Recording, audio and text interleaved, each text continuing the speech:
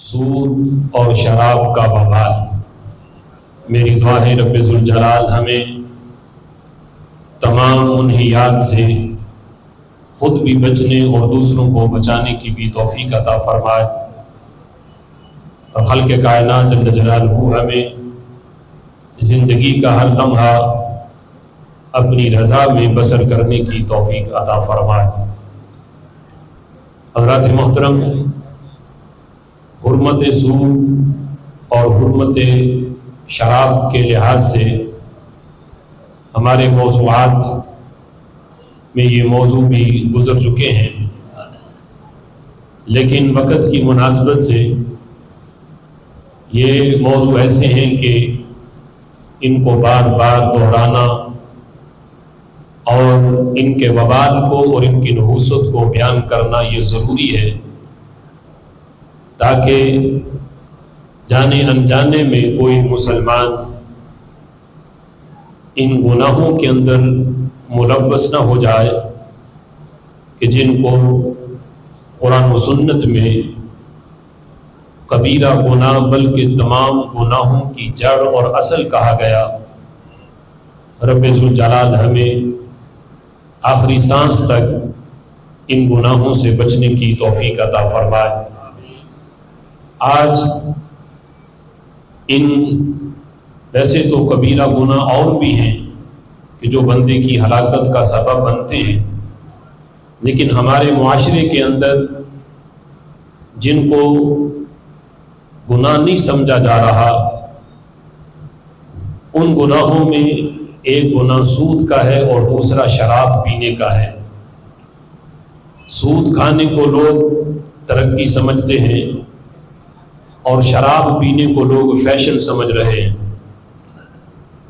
اور شراب کے نام بدل کے مختلف مشروبات کا نام دے کر آج سرِ عام شادی بیاہ کے موقع پر ولیموں میں مشروب کے طور پر شراب پی اور پلائی جا رہی ہے، اور اس کو لوگ اپنی امیری اور اس کو فیشن سمجھتے ہیں، حالانکہ رسول اللہ صلی اللہ تعالیٰ علیہ وسلم نے اسے ام الخبائث کہا، ام الفواحش کہا اور اکبر الکبائر کہا کہ شراب پینا تمام برائیوں کی ماں ہے، شراب پینا تمام گناہوں سے بڑا گناہ ہے، اس لیے کہ جب بندہ اس گناہ کے اندر ملوث ہوتا ہے تو پھر شیطان اس سے کئی دوسرے کبیرہ گناہ بھی کرواتا ہے۔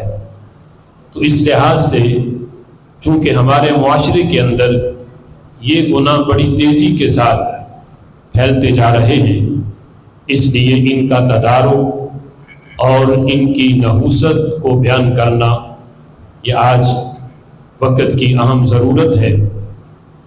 رسول اللہ صلی اللہ تعالیٰ علیہ وسلم نے صدیوں پہلے آج کے حالات کی خبر دیتے ہوئے نبی پاک علیہ الصلوۃ والسلام نے اپنے صحابہ کو یہ فرمایا تھا۔ بخاری شریف کے اندر حضرت انس بن مالک رضی اللہ تعالیٰ عنہ سے یہ روایت مروی ہے کہ نبی پاک علیہ الصلوۃ والسلام نے فرمایا، ان من اشراط الساعہ، قیامت کی نشانیوں میں سے ایک نشانی یہ بھی ہے ان یرفع العلم، علم کو اٹھا لیا جائے گا۔ علم کو اٹھانے کا مطلب یہ ہے کہ بڑے بڑے علماء جو مخلص علماء ہیں ان کا وصال ہو جائے گا، وہ دنیا سے چلے جائیں گے، اور پیچھے یعنی اس طرح کے لوگ رہ جائیں گے کہ جو نام کے تو عالم ہیں لیکن حقیقی معنوں میں وہ علم سے بہت دور ہوں گے۔ فرمایا قرب قیامت کی نشانیوں میں یہ بھی ہے کہ علم کو اٹھا لیا جائے گا، وَيُثْبَتَ الْجَهْلُ، اور جہالت کا ظہور ہوگا، وَتُشْرَبَ الْخَمْرُ، اور قیامت کی نشانیوں میں یہ بھی ہے کہ شراب پی جائے گی، شراب عام ہوگی، یعنی اس لحاظ سے شراب پی جائے گی کہ شراب پینے کو کوئی برا نہیں سمجھے گا، اس کو کوئی گناہ نہیں سمجھے گا۔ تشرب الخمر، شراب پی جائے گی، وَيُظْهَرَ الزِّنَا، اور زنا عام ہو جائے گا، یعنی زنا کو بھی لوگ ایک تفریح سمجھیں گے اور یعنی یہ سمجھیں گے کہ یہ ایک فریشمنٹ ہے، اور اس لحاظ سے لوگ اس گناہ کو کریں گے۔ شراب بھی عام ہوگی اور زنا کا ظہور ہوگا۔ بخاری شریف میں دوسرے مقام پر رسول اللہ صلی اللہ تعالیٰ علیہ وسلم نے یہ فرمایا، جس حدیث کو حضرت ابو ہریرہ رضی اللہ تعالیٰ عنہ نے روایت کیا، میرے آقا فرماتے ہیں لَيَأْتِيَنَّ عَلَى النَّاسِ زَمَانٌ، لوگوں پر ایک ایسا زمانہ آئے گا کہ لا يُبَالِ الْمَرْءُ، کہ آدمی بالکل پرواہ نہیں کرے گا کہ بما اخذ المال، جو مال وہ حاصل کر رہا ہے اس کی بالکل پرواہ نہیں کرے گا کہ امن الحلال ام من الحرام، کہ وہ حلال طریقے سے آ رہا ہے یا حرام طریقے سے آ رہا ہے، بس اس کی سوچ ہوگی کہ مال آنا چاہیے، اس کا سبب کیا ہے، وہ کس جگہ سے آ رہا ہے، کس طریقے سے مل رہا ہے۔ حضور فرماتے ہیں وقت آئے گا لوگ اس کی پرواہ کرنی چھوڑ دیں گے، لوگ بالکل اس کی پرواہ نہیں کریں گے کہ مال کس طریقے سے آ رہا ہے۔ آج ہم دیکھیں تو ہماری اکثریت اس گناہ کے اندر ملوث ہے۔ لوگ کہتے ہیں دین کو مدرسے تک رکھو، مسجد تک رکھو، دین صرف مسجد کا ہے یا مدرسے کا ہے، دین دکان کا نہیں، یعنی کاروبار کروں گا تو میں اپنی مرضی سے، یہ دین سے پوچھ کے نہیں کروں گا۔ آج کتنے ہی لوگ ہیں جن کو تجارت کے احکام کا پتہ نہیں، بے فاسد کا پتہ نہیں، بے باطل کا پتہ نہیں، کون سی ایسی چیزیں ہیں کہ جس کی وجہ سے بے خرید و فروخت کرنا یہ معاملہ باطل قرار پاتا ہے اور وہ معاملہ لین دین کا حرام بن جاتا ہے۔ جس بے کے بارے میں اللہ فرماتا ہے کہ اللہ نے بے کو اللہ بڑھاتا ہے، سود کو رب ذوالجلال گھٹاتا ہے، بے کو اللہ نے حلال کیا، سود کو حرام کیا، وہ بے وہ خرید و فروخت کہ جس کے اوپر رسول اللہ صلی اللہ تعالیٰ علیہ وسلم فرماتے ہیں کہ سچا تاجر وہ اس کا ساتھ کل قیامت کے دن نبیوں کے ساتھ ہوگا، جو صحیح اصولوں کے مطابق، دینی اور شرعی اصولوں کے مطابق تجارت کرتا ہے، کل قیامت کے دن رب ذوالجلال اسے نبیوں کے ساتھ، صدیقین کے ساتھ اور شہداء کے ساتھ رب ذوالجلال اس کو اٹھائے گا۔ جس تاجر کی اتنی شان ہے، آج وہ تاجر یہ کہتا ہے کہ میں تجارت کروں گا تو اپنی مرضی سے، لہٰذا یعنی بہت سے ایسے معاملات ہیں جس میں حلال کے ساتھ حرام کی آمیزش ہے کہ بندہ وہی کام حلال طریقے سے کر سکتا ہے، لیکن تجارت کے اصولوں سے ناواقفی کی وجہ سے اور شرعی اصولوں سے جہالت کی وجہ سے بندہ حرام کے اندر پڑ جاتا ہے۔ تو رسول اللہ صلی اللہ تعالیٰ علیہ وسلم نے فرمایا کہ ایک وقت آئے گا لوگوں پر حلال اور حرام کی تمیز بالکل ختم ہو جائے گی، ان کی سوچ ہوگی کہ بس مال چاہیے، آگ کس طریقے سے رہا ہے، فرمایا انسان اس کی پرواہ نہیں کرے گا۔ اور دوسرے مقام پر رسول اللہ صلی اللہ تعالیٰ علیہ وسلم نے فرمایا میری امت پر ایک ایسا زمانہ آئے گا کہ ان میں سے ہر بندہ سود کھائے گا، ہر بندہ سود کھائے گا، اور فرمایا کہ جو سود بظاہر نہ کھائے اس تک سود کا غبار ضرور پہنچ جائے گا۔ غبار پہنچنے کا مطلب یہ ہے کہ وہ خود تو سودی کاروبار نہیں کرتا، خود تو وہ نہ سود کھاتا ہے نہ کسی کو کھلاتا ہے، خود تو وہ سود سے پاک ہے، لیکن بسا اوقات ایسا ہے کہ جو سودی کاروبار کرتے ہیں، سودی لین دین کرتے ہیں، ان کے ہاں کبھی دعوت پہ کھانا پڑ جاتا ہے، کبھی ان کے ساتھ بیٹھ کے کھانا پڑ جاتا ہے، تو یہ ہے سود کا غبار پہنچنا۔ فرمایا جو ظاہر سود نہ کھائے اس تک سود کا غبار ضرور پہنچے گا، سود کی نحوست اس تک ضرور پہنچے گی۔ یعنی اس فرمان کا مطلب یہ ہے کہ اس زمانے میں سود اتنا عام ہو جائے گا کہ لوگ سود کو سود سمجھیں گے نہیں، لوگ سود کو گناہ نہیں سمجھیں گے۔ آج کالجوں میں، یونیورسٹیوں میں کچھ ایسے پروفیسر یعنی لیکچر دیتے ہوئے یہ کہتے ہیں کہ اسلام یہ کہتا ہے کہ سود جو ہے وہ حرام ہے، اور سود سے مال کٹتا ہے، حالانکہ وہ کہتے ہیں کہ معاذ اللہ سود کے بغیر تو معیشت ترقی نہیں کر سکتی، یعنی جب تک سودی لین دین نہ ہو تب تک معیشت پروان نہیں چڑھے گی۔ اور امریکہ اور دیگر ممالک کی مثال دے کے کہتے ہیں دیکھو ان ممالک کے اندر سود اتنا ہے تو وہ ممالک کہاں پہنچے ہوئے ہیں۔ لیکن رب ذوالجلال کے پاک محبوب صلی اللہ تعالی علیہ وسلم ارشاد فرماتے ہیں بظاہر سود اگرچہ مال بظاہر بڑھ رہا ہو، لیکن فرمایا حقیقت میں وہ مال گڑتا ہے، حقیقت میں مال گڑتا جاتا ہے۔ اس لیے کہ قرآن میں ہے، اللہ فرماتا ہے یمحق اللہ الربا ویربی الصدقات، اللہ سود کو گٹاتا ہے، صدقات کو پروان چڑھاتا ہے۔ میرے آقا فرماتے ہیں بظاہر تو یوں لگتا ہے جیسے سود سے بندے کے پاس مال آ رہا ہے اور صدقہ خیرات کرنے سے بندے کے پاس سے مال جا رہا ہے، لیکن میرے آقا فرماتے ہیں حقیقت یہ ہے وہ سود کی وجہ سے جو مال کے اندر اضافہ ہو رہا ہے یہ مال کا بڑھنا نہیں، یہ مال کا گھٹنا ہے۔ یہی دنیا کا خسارہ بھی ہے، یہی آخرت کا خسارہ بھی ہے۔ اور صدقات سے اللہ مال کو بڑھاتا ہے، حقیقت میں بھی بڑھاتا ہے، اللہ قبر و حشر کی برکتیں بھی عطا فرماتا ہے۔ لہٰذا یہ قرآن و سنت کی ایک طے شدہ حقیقت ہے۔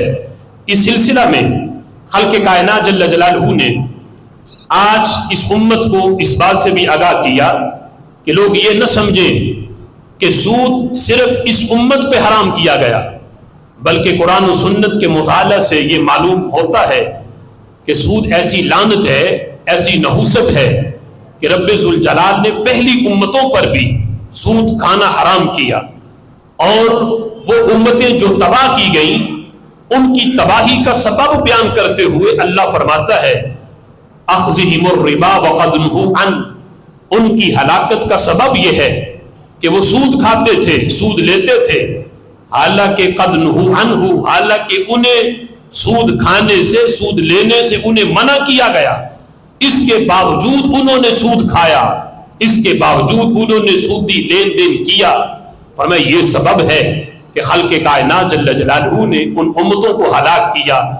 یہ پہلی امتوں میں بھی یہ صورت رائج رہی کہ وہ کسی قرض خواہ کو، کسی ضرورت مند کو قرض دیتے، اور جب مدت قرض واپس لینے کی آتی اور وہ بندہ ادا نہ کر سکتا تو وہ کہتا کہ مجھے مزید مہلت دو تو میں تمہارا مال بڑھا دوں گا۔ مطلب یہ ہے کہ اگر تم نے مجھے 1000 دیا ہے تو میں تمہیں بڑھا کے 1500 واپس کروں گا، تم مجھے اس پہ مہلت دو۔ تو وہ جو مالک ہے وہ اس پہ مہلت دیتا، مزید جتنی مہلت دیتا مال اس کا بڑھتا جاتا۔ یہ تھی اس زمانے میں سود کا لین دین جس پہ خالق کائنات جل جلالہ نے اس امت پہ عذاب نازل کیا، انہیں ہلاک کیا۔ اور فی زمانہ بہت سی ایسی صورتیں آج ہمارے اندر بھی ہیں، یعنی لوگوں نے اس کو کاروبار سمجھا ہوا ہے کہ لوگ قرض دیتے ہیں اور باقاعدہ اس پہ شرح سود مقرر ہے، 1 مہینے کے لیے لینا ہے تو تمہیں واپس اتنے زائد کرنے پڑیں گے، 1 سال کے لیے لینا ہے تو مزید اتنا اوپر تمہیں دینا پڑے گا۔ کئی کمپنیاں اس طرح کا قرض دیتی ہیں، بینک اس طرح کا قرض دیتے ہیں۔ یہ ساری صورتیں سود کی ہیں جو آج ہماری عوام بڑی خوش دلی سے یہ طے معاملات کر رہے ہیں۔ رب ذوالجلال نے پہلی امتوں کو اس سبب سے، اس وجہ سے ہلاک کیا۔ اللہ فرماتے ہیں انہیں منع کیا گیا تھا کہ وہ اس طرح کا لین دین نہ کرے، جب انہوں نے یہ معاملہ کیا ہے تو اس سبب سے خالق کائنات جل جلالہ نے ان امتوں کو ہلاک کر دیا۔ مزید اس کے متعلق جو رسول اللہ صلی اللہ تعالی علیہ وسلم کے فرمان ہیں، اگر انہیں دیکھا جائے تو آج چند احادیث میں اس لحاظ سے آپ کے سامنے رکھوں گا اور ان کی لمبی چوڑی تشریح نہیں کروں گا کہ یعنی حدیثیں ہم آج کے موضوع میں زیادہ سماعت کریں کہ رسول اللہ صلی اللہ تعالی علیہ وسلم نے اس کے وبال کتنے بیان کیے۔ موجم کبیر کے اندر نبی پاک علیہ الصلوۃ والسلام کا یہ فرمان موجود ہے۔ میرے آقا فرماتے ہیں ان گناہوں سے بچو، ان گناہوں سے بچو جن کی مغفرت نہیں ہوگی، جن کی اللہ معافی نہیں دے گا، یعنی قیامت کے دن جن گناہوں کی بخشش نہیں۔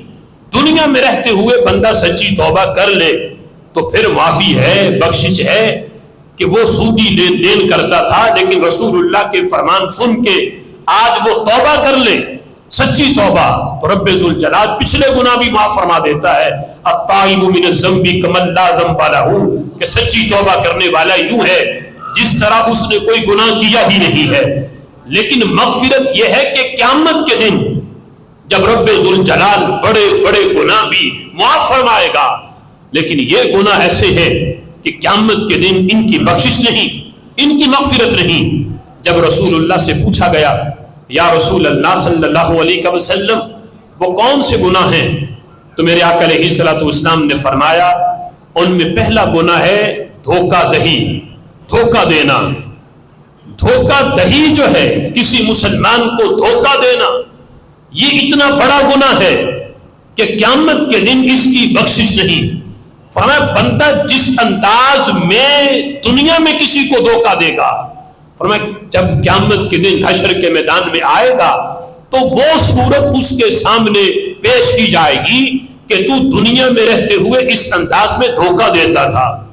آج اگر ہم اپنے معاشرے میں اس کی بہت سی مثالیں ہیں، لیکن اگر ہم اس کی مثال اپنے معاشرے میں لیں، عام کے عام لوگ بھی جو اس کے اندر ملوث ہیں اور وہ اس کو دھوکہ سمجھتے نہیں، وہ ملاوٹ کا ہے. حالانکہ ملاوٹ کے اوپر دیگر احادیث بھی ہیں کہ جو حضور فرماتے جو ملاوٹ کرے وہ ہم میں سے نہیں. لیکن ملاوٹ کرنا یہ بھی دھوکہ دینا ہے. ریڑھی کے اوپر پھل اچھے دکھا کے عیب دار دینا یہ بھی دھوکہ ہے. اس طرح کی دیگر چیزیں جس کو ہم سمجھتے ہیں کہ یہ کاروبار ہے، لیکن کاروبار یہ ہے کہ اگر اچھی چیز کا ریٹ الگ بتاتے ہو تو پھر دو بھی اچھی چیز.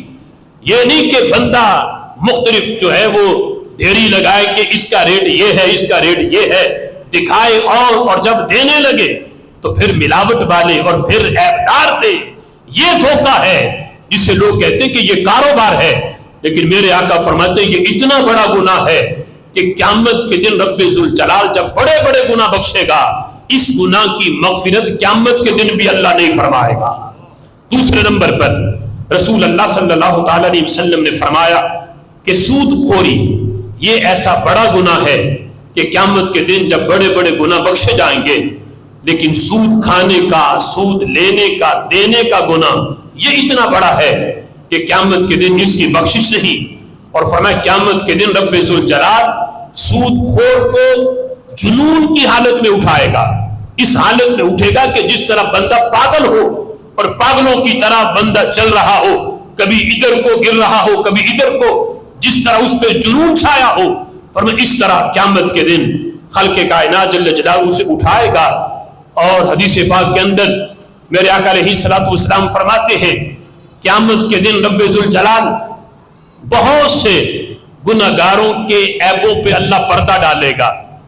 قیامت کے دن بھی رب ذوالجلال بہت سے گناہگاروں کے گناہ لوگوں پہ کھلنے نہیں دے گا.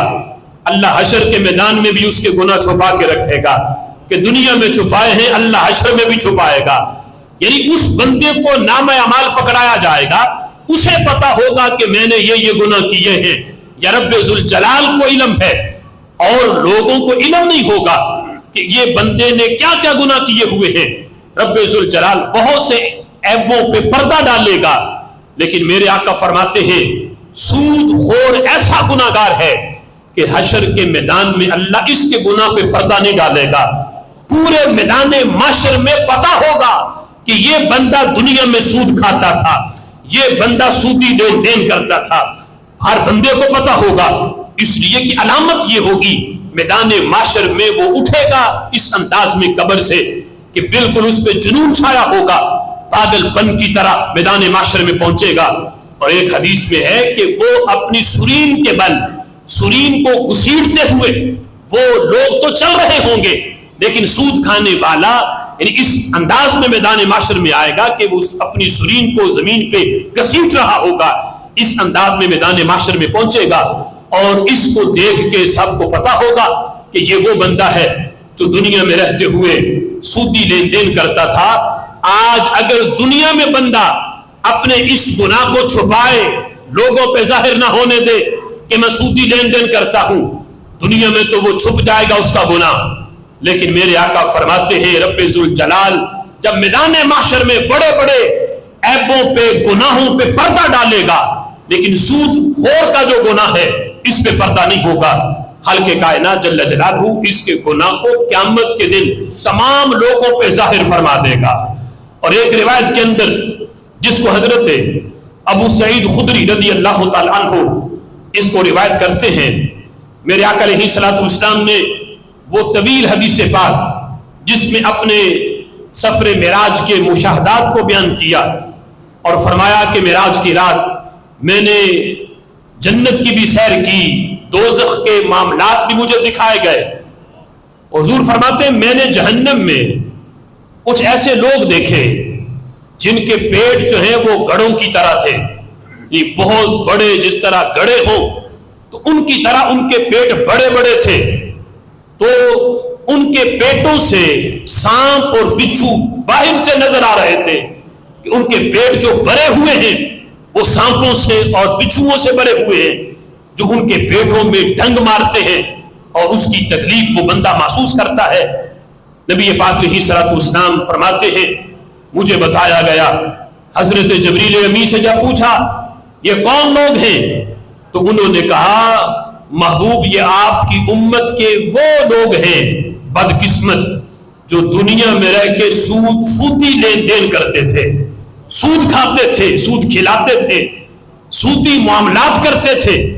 فرمایا یہ وہ ہیں جو دنیا میں رہتے ہوئے سود کو گناہ نہیں سمجھتے تھے، اسے ترقی سمجھ کر اور اسے فیشن سمجھ کے یہ معاملہ کرتے تھے، آج یہ اس عذاب کے اندر مبتلا ہیں۔ اور مزید رسول اللہ صلی اللہ تعالی علیہ وسلم کا یہ فرمان جس کو الترغیب و ترہیب کے اندر روایت کیا، حضور فرماتے ہیں سود کا ایک درم جسے بندہ جانتے ہوئے کھائے، پتا ہے کہ یہ سود ہے پھر بھی جانتے ہوئے سود کا ایک درم کھانا، اب پتا ہے کہ بینک کا سیونگ اکاؤنٹ اور اس طرح کے دیگر اکاؤنٹ کے جہاں پیسہ رکھنے سے مہینے بعد پیسہ بڑھے، اس پہ مزید پیسے ملے، یہ معاملہ سود کا لین دین ہے، سودی معاملہ ہے، یعنی یہ کوئی کاروباری مشارکت نہیں، کاروباری معاہدہ نہیں، یہ صراحتاً سود ہے۔ کسی کو قرض دے کے اوپر زائد پیسے لینا صراحتاً سود ہے، اس میں کسی قسم کا کوئی شبہ نہیں، پتہ ہونے کے باوجود بھی بندہ سود کھاتا ہے۔ تو رسول اللہ صلی اللہ تعالی علیہ وسلم فرماتے ہیں ایک درم سود کا جسے بندہ جانتے ہوئے کھائے 36 مرتبہ زنا کرنے سے بھی زیادہ برا عمل ہے۔ 36 مرتبہ زنا کرنا، اس کا جتنا وبال ہے اس سے کہیں بڑھ کر وبال یہ ہے کہ بندہ سود کا ایک درم کھائے، یعنی اس نے سود کا ایک درم کھایا ہوگا لیکن اس کے نامہ اعمال میں 36 سے بھی زائد مرتبہ زنا کرنے کا گناہ لکھا ہوگا۔ اب کتنا بڑا وبال ہے اور کتنا بڑا گناہ ہے۔ اور مجمع الزوائد کے اندر نبی پاک علیہ الصلوۃ والسلام نے مزید اس کے وبال کو اور اس کی نحوست کو بیان کرتے ہوئے حضور فرماتے ہیں سود کا جو وبال ہے، فرمایا سود کا گناہ 72 درجے ہے، یعنی سٹیپ ہیں اس کے کہ یہ سود جو ہے اس کا پہلا سٹیپ یہ ہے، دوسرا یہ ہے، تیسرا یہ ہے، پہلے درجے کا گناہ یہ ہے، دوسرے درجے کا گناہ یہ ہے۔ فرمایا سود جو کھاتا ہے 72 درجے کا گناہ اس بندے کو ملتا ہے، 72 درجے کا گناہ۔ اور میرے آقا علیہ الصلوۃ والسلام فرماتے ہیں ان میں سب سے ہلکے درجے کا گناہ پتہ کتنا ہے؟ میرے آقا علیہ الصلوۃ والسلام نے فرمایا آج وہ بندے جو جانے انجانے میں یہ معاملات کر بیٹھے ہیں یا کر رہے ہیں، وہ رسول اللہ کے اس فرمان کو سن کے عبرت حاصل کریں۔ میرے آقا فرماتے سب سے ہلکا درجہ یہ ہے کہ وہ بندہ اپنی ماں سے زنا کرے۔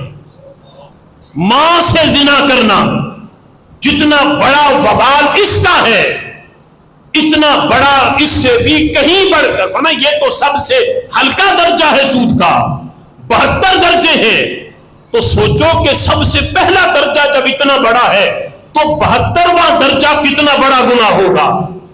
بندہ تو تصور بھی نہیں کر سکتا کہ جب اتنا ہلکا درجہ جو ہے بندہ جو جس کو اللہ نے تھوڑی سی بھی عقل دی ہے اس کی عقل اور اس کی غیرت گوارا ہی نہیں کر سکتی کہ میں اپنی والدہ کے ساتھ یہ معاملہ کروں. جائے کہ وہ دوسرے نمبر کا گناہ یا اس سے بڑا پھر 72ویں درجے کا گناہ وہ کر بیٹھے. ذی شعور بندہ جسے تھوڑی سی بھی عقل ہے، غیرت ہے، وہ بندہ کبھی بھی یہ گناہ نہیں کرے گا، اس کے قریب بھی نہیں جائے گا اور اس کے جواز کی صورتیں نہیں ڈھونڈے گا، بلکہ وہ کہے گا جب اللہ نے حرام کر دیا ہے اور بظاہر اگرچہ مال بڑھ رہا ہو لیکن جب اللہ نے حرام کیا ہے اتنا بڑا اس کا وبال ہے، میں بھوکا مر لوں گا لیکن سود کا ایک درہم بھی اپنے پیٹ میں نہیں جانے دوں گا. فرمایا ہلکا درجہ اس کا اتنا ہے. اور بخاری شریف کے اندر نبی پاک علیہ الصلوۃ والسلام کا یہ فرمان حدیث نمبر 2766 ہے. حضرت ابو ہریرہ رضی اللہ تعالی عنہ سے یہ حدیث مروی ہے. میرے آقا علیہ الصلوۃ والسلام صحابہ کے اجتماع میں بیٹھے تھے. حضور فرمانے لگے میرے صحابہ اجتنبوا السبع الموبقات، 7 ہلاک کرنے والی چیزوں سے بچو. 7 ایسی چیزیں جو بندے کو تباہ کر دیں، دنیا میں بھی تباہ کر دیں، قبر میں بھی، حشر میں بھی، جو بندے کی تباہی کا سبب ہو. فرمایا 7 ایسی چیزوں سے بچو. صحابہ نے پوچھا یا رسول اللہ وہ کون سی چیزیں ہیں؟ میرے آقا علیہ الصلوۃ والسلام نے فرمایا ان میں سب سے پہلی ہے الشرک باللہ، اللہ کے ساتھ کسی کو شریک ٹھہرانا، شرک کرنا. دوسرے نمبر پر فرمایا والسحر، جادو کرنا، جادو کرنا، کروانا. فرمایا یہ گناہ بھی بندے کو دنیا میں بھی تباہ کر دیتا ہے، بندے کی آخرت بھی تباہ کر دیتا ہے. تیسرے نمبر پر فرمایا قتل النفس التي حرم اللہ الا بالحق، کسی جان کو ناحق قتل کر دینا کہ جس کا خون بہانا اللہ نے حرام کیا ہے، ناحق کسی کو قتل کرنا.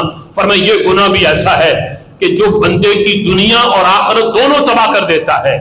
آج لوگ فخر سے کہتے ہیں میں نے اتنے قتل کیے ہوئے ہیں، میں نے اتنے بندے مارے ہوئے ہیں. یعنی یہ اپنی شیخی سمجھتے ہیں، بہادری سمجھتے ہیں. اور میرے آقا علیہ الصلوۃ والسلام فرماتے ہیں یہ ایسا گناہ ہے جو بندے کی دنیا بھی تباہ کرتا ہے، آخرت بھی تباہ کر دیتا ہے. اور چوتھے نمبر پہ فرمایا اکل الربا، سود کھانا، یہ بھی بندے کی دنیا بھی تباہ کرتا ہے، آخرت بھی. اور 5ویں نمبر پہ فرمایا وَأَكْلُ مَالَ الْيَتِيمِ، یتیم کا مال کھانا، یتیم کا مال کھانا بھی اللہ نے حرام کیا. فرمایا یہ گناہ بھی ایسا ہے جو بندے کی قبر و حشر دنیا تباہ کرتا ہے. اور 6 نمبر پہ فرمایا میدان جہاد سے جنگ کے دن عین جنگ کی حالت میں بھاگ جانا اپنی جان بچا کر. فرمایا یہ گناہ بھی ایسا ہے جو بندے کو ہلاک کر دیتا ہے. اور 7ویں نمبر پر فرمایا کسی پاک دامنہ مومنہ عورت پر زنا کی تہمت لگا دینا، تہمت لگانا کسی پاک دامنہ عورت پر محض شک و شبہات کی بنا پہ اس کے اوپر تہمت لگا دینا. فرمایا یہ گناہ بھی ایسا ہے جو بندے کی دنیا بھی تباہ کرتا ہے، آخرت بھی تباہ کرتا ہے. اور ان 7 ہلاک کرنے والی چیزوں میں نبی پاک علیہ الصلوۃ والسلام نے سود کو شمار کیا. فرمایا یہ ایسا گناہ ہے، سود کھانا، اکل الربا، سود کھانا، یہ بندے کو تباہ کرتا ہے. اور امام حاکم نے اپنی مستدرک کے اندر اس حدیث کو نقل کیا. میرے آقا علیہ الصلوۃ والسلام نے فرمایا 4 افراد ایسے ہیں جن کو رب ذوالجلال جنت میں داخل نہیں فرمائے گا. جنت میں داخل کرنا تو دور کی بات، جنت کی خوشبو بھی یہ بندے نہیں پائیں گے، جنت کی نعمتیں نہیں چکھیں گے. جنت کی خوشبو پانا یہ بھی جنت کی نعمت ہے، لیکن جنت کی خوشبو بھی نہیں پائیں گے. فرمایا ان میں پہلا بندہ جو اپنے والدین کی نافرمانی کرے، اور دوسرا فرمایا یتیم کا مال کھانے والا. تیسرے نمبر پہ فرمایا شراب کا عادی جو عادتاً شراب پیے، ایسا بندہ بھی جنت کی خوشبو نہیں پائے گا. اور چوتھے نمبر پر فرمایا سود خور جو ہے، سود کھانے والا، سودی لین دین کرنے والا. فرمایا یہ بندہ بھی ایسا ہے کہ جو جنت میں بھی اللہ اس کو داخل نہیں فرمائے گا اور یہ جنت کی خوشبو بھی نہیں سونگھ سکے گا.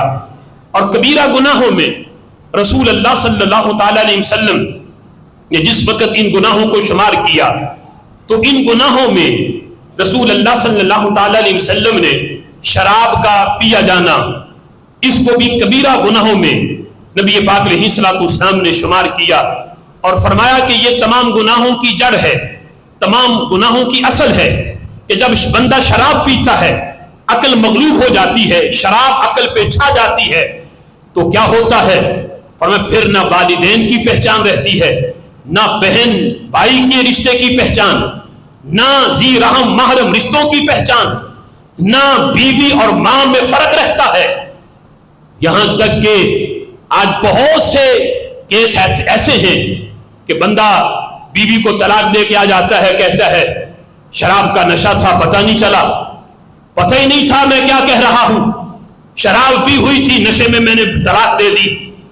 اب فقہاء نے یہاں تک لکھا کہ شراب کے نشے میں اگر کوئی طلاق دیتا ہے تو وہ طلاق نافذ ہوگی، طلاق ہو جائے گی، یعنی یہ وبال ہے، یہ سزا ہے اس بندے کے لیے کہ جو جس چیز نے اس کو طلاق دینے پہ ابھارا ہے، اس نے وہ گناہ کیا ہی کیوں، وہ اس کام تک گیا ہی کیوں جس کو رسول اللہ نے ام الخبائث کہا، تمام گناہوں کی جڑ کہا۔ حلال اور حرام کے تمیز اس بندے میں ختم ہو جاتی ہے، یہاں تک کہ بعض اوقات بندہ شراب پی کے وہ رشتے جن کے جو اللہ نے ہمیشہ ہمیشہ کے لیے حرام کیے ہیں، بندہ ان کے ساتھ بھی گناہ کر بیٹھتا ہے، کیونکہ عقل بندے کی مغلوب ہے، پتہ ہی نہیں وہ کیا کر رہا ہے۔ والدین کی نافرمانی، یہاں تک کہ والدین پہ ہاتھ اٹھانے کی صورتیں بھی احادیث کے اندر یہاں تک بیان کی گئی کہ بھائی شراب کے نشے میں کسی نے اپنی ماں کو تھپڑ مارا، یہ سارے گناہ کس وجہ سے ہوئے؟ شراب پینے کی وجہ سے۔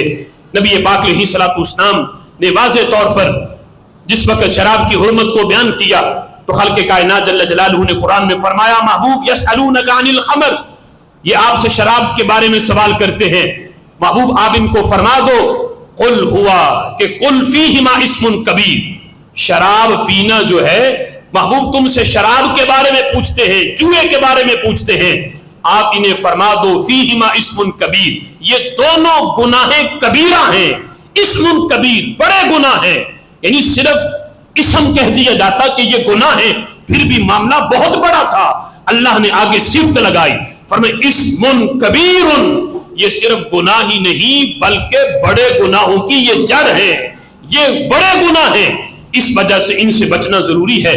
یہاں تک کہ نبی پاک علیہ الصلوۃ والسلام نے فرمایا کہ جو دنیا میں شراب پیتا ہے رب ذوالجلال قیامت کے دن اسے شراب طہور سے اللہ محروم رکھے گا، قیامت میں اس کا کوئی حصہ نہیں، جو دنیا میں بچ کے رہے نہ پیے، اللہ قیامت کے دن اسے جنت کی شراب طہور پینا عطا فرمائے گا۔ اور ایک مقام پہ نبی پاک علیہ الصلوۃ والسلام نے فرمایا جب بندہ زنا کرتا ہے، زانی جب زنا کر رہا ہو، اس لمحے اس کے پاس ایمان نہیں ہوتا، اور جس وقت شرابی شراب پی رہا ہو اس لمحے بھی اس کے پاس ایمان نہیں ہوتا، وہ ایمان سے خالی ہے۔ تو سوچو کہ جب اس حالت میں بندہ دنیا سے چلا جا کہ شراب پی رہا تھا، موت واقع ہو گئی، محبوب فرماتے جب پی رہا ہوتا ہے بندے کے پاس ایمان نہیں ہوتا، اس لیے کہ مومن کی یہ شان ہی نہیں کہ ایمان بھی رکھے ساتھ زنا بھی کرے، ایمان بھی رکھے پھر شراب بھی پیے۔ جس لمحے وہ یہ کام کرتا ہے اس لمحے اس سے ایمان چلا جاتا ہے، ایمان رخصت ہو جاتا ہے، ایمان اس سے الگ ہو جاتا ہے، پھر جب شراب کا نشہ اترتا ہے پھر ایمان اس کے قریب آتا ہے، لیکن اس حالت میں ایمان اس سے رخصت ہو جاتا ہے۔ اگر اس حالت میں بندہ دنیا سے چلا جائے تو بندہ تصور کرے کہ اس حالت میں دنیا سے جائے گا کہ ایمان اس کے پاس نہیں ہوگا، ایمان پہ اس کا خاتمہ نہیں ہوگا۔ اس وجہ سے اس گناہ سے بچنا چاہیے، توبہ کرنی چاہیے۔ آج لوگ فیشن سمجھ کے اور مختلف قسم کی تقریبات کے اندر مشروبات کے طور پہ جس طرح دیگر مشروبات ہیں وہ پیے جاتے ہیں۔ آج بڑی بڑی محافل میں امیروں کی اور اس طرح جو بڑے بڑے سردار ہیں، بڑے بڑے سیاسی لوگ ہیں، ان کی محافل میں شراب ایک بطور مشروب کے پی جاتی ہے، لوگ اس کو گناہ نہیں سمجھتے۔ اور میرے آقا علیہ الصلوۃ والسلام نے فرمایا، بخاری شریف کی حدیث ہے، ان قریب میری امت میں ایسے لوگ آئیں گے جو زنا، ریشم پہننا بھی اللہ نے مردوں پہ حرام کیا، فرمایا جو زنا کرنا ریشم پہننا اور شراب اور آلات موسیقی یعنی میوزک کے جتنے آلات ہیں، حضور فرماتے ہیں ایسے لوگ ہوں گے جو ان کو حلال کہیں گے.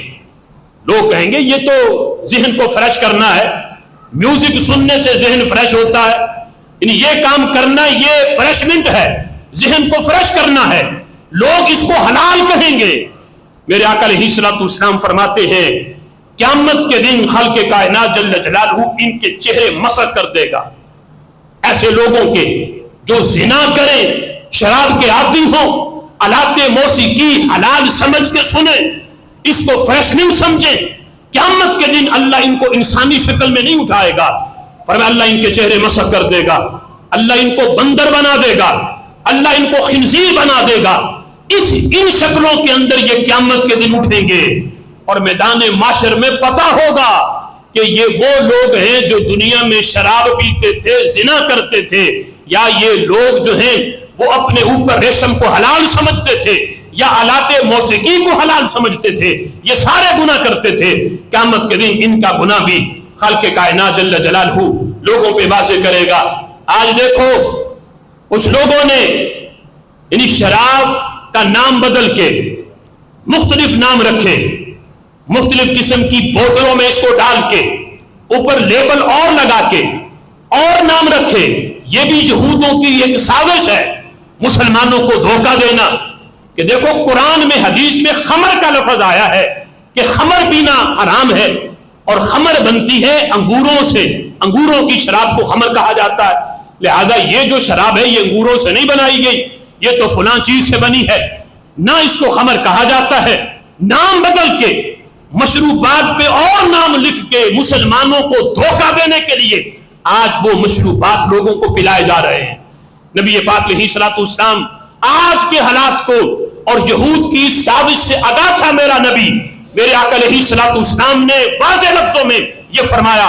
حضرت عبداللہ ابن عباس نے اس کو روایت کیا. میرے آقا علیہ الصلوۃ والسلام فرماتے ہیں ہر وہ چیز جو عقل کو ڈانپ دے، عقل پہ غالب آ جائے، جس کے کھانے سے پینے سے عقل چلی جائے، عقل سلامت نہ رہے، بندہ اس حالت میں جو بکواس کرے، بعد میں اس سے پوچھا جائے وہ کہے مجھے تو پتہ ہی نہیں تھا میں نے یہ لفظ بولے. اب یہ حالت اس کی جو چیز کھانے سے بنے یا پینے سے بنے، وہ انگوروں کی شراب ہو یا کسی اور چیز سے بنائی گئی ہو، میرے آقا علیہ الصلوۃ والسلام فرماتے ہیں وہ خمر ہے. ہر وہ چیز کے جو نشہ آور ہے، اگرچہ وہ انگوروں کی شراب نہیں، ہر وہ چیز جو نشہ دیتی ہے، میرے آقا علیہ الصلوۃ والسلام فرماتے ہیں اللہ نے وہ چیز حرام کر دی ہے. اس میں علت نشہ ہے. جس چیز سے بھی نشہ آئے، وہ بھنگ پینے سے آئے، وہ چرس سے آئے، وہ فیم سے آئے، وہ شراب سے آئے، کسی چیز سے بھی آئے، فرمایا اگر اس میں نشہ ہے تو میرے آقا علیہ الصلوۃ والسلام فرماتے ہیں اللہ نے وہ چیز میری امت پہ حرام فرما دی ہے. یہاں تک کہ گروہ آیا حضور کی بارگاہ میں، انہوں نے آ کے کہا کہ ہمارے علاقے میں گندم سے شراب بنتی ہے. تو میرے آقا علیہ الصلوۃ والسلام نے فرمایا وہ نشہ دیتی ہے. علت پوچھی ان سے کہ جو شراب جس کے بارے میں تم کہہ رہے ہو کیا وہ نشہ دیتی ہے، اس میں علت ہے نشہ دینے والی؟ تو انہوں نے کہا ہاں محبوب وہ نشہ دیتی ہے. تو میرے آقا علیہ الصلوۃ والسلام نے فرمایا وہ گندم کیا پھر وہ کسی چیز سے بھی بنائی جائے اس کا پینا پھر حرام ہے. علت اس کا نشہ دینا ہے. وہ جو چیز بھی دے اللہ نے میری امت پہ وہ چیز جس میں نشہ ہے ہر چیز اللہ نے وہ حرام فرما دی ہے. یہاں تک کہ نبی پاک علیہ الصلوۃ والسلام فرماتے ہیں جس نے کوئی نشہ آور چیز کو پیا خالق کائنات جل جلالہ 40 دن تک اس کی نماز کو قبول نہیں فرماتا. 40 دن تک نماز کی جو رحمت ہے، جو چاشنی ہے، جو لذت ہے اللہ تعالیٰ اس سے لے لیتا ہے جو ایک بار بھی نشہ آور کوئی چیز بھی پیتا ہے. اور فرمایا کہ جو دنیا میں شراب پیے خالق کائنات جل جلالہ قیامت کے دن اسے اس کنویں سے پلائے گا، جہنم کے اس کنویں سے جہاں سارے جہنمیوں کا خون اور پیپ جا کے جمع ہوگا. جب آگ جلائے گی ان کے بدنوں سے خون نکلے گا، پیپ نکلے گی، جہاں جا کے وہ جمع ہوگا فرمایا اس کنویں سے اس شراب کے عادی کو وہ خون اور پیپ پلایا جائے گا جو دنیا میں رہتے ہوئے یہ کام کرتا ہے. آج بندے کو سن کے گن آتی ہے. تصور کرے کہ قیامت کے دن جب پلایا جائے گا تو یہ کتنا بڑا یہ عذاب ہوگا. آج دنیا کی تھوڑی سی لذت کے لیے شراب پینے سے پہلے بندہ جہنم کا وہ خون اور پیپ جہنمیوں کا وہ ذہن میں رکھ کے یہ پیے. جب وہ ذہن میں ہوگا تو یہ دنیا کی شراب والی لذت بالکل ختم ہو جائے گی.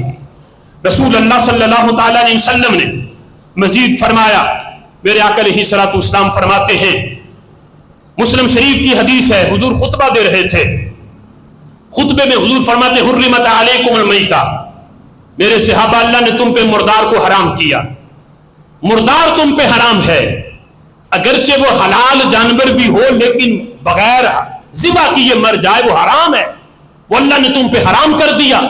ایک صحابی کھڑے ہوئے عرض کرنے لگے, یا رسول اللہ مردار کا گوشت کھانا تو حرام ہے لیکن محبوب کیا ہم مردار کی چربی استعمال کر سکتے؟ چربی کھانے کے لیے نہیں. مطلب یہ تھا کہ محبوب چربی جو ہے جانور کی بڑے کاموں میں آتی ہے.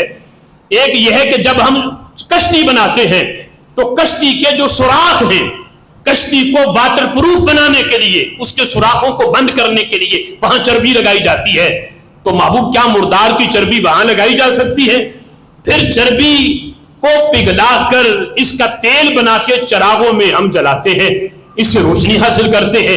تو کیا اس لیے مردار کی چربی استعمال ہو سکتی ہے, یا اس کا تیل بنا کے جسموں پہ مالش کرنے کے لیے لگایا جا سکتا ہے؟ اب دیکھو یہ کھانا نہیں تھا, یہ استعمال کرنا تھا مردار کا, مردار کی چربی کا. میرے آقا علیہ الصلوۃ والسلام نے فرمایا لا ہوا حرام, فرمایا نہیں, مردار کی چربی ان کاموں میں بھی استعمال کرنا حرام ہے. اس کو چلا کے روشنی حاصل کرنا بھی حرام ہے.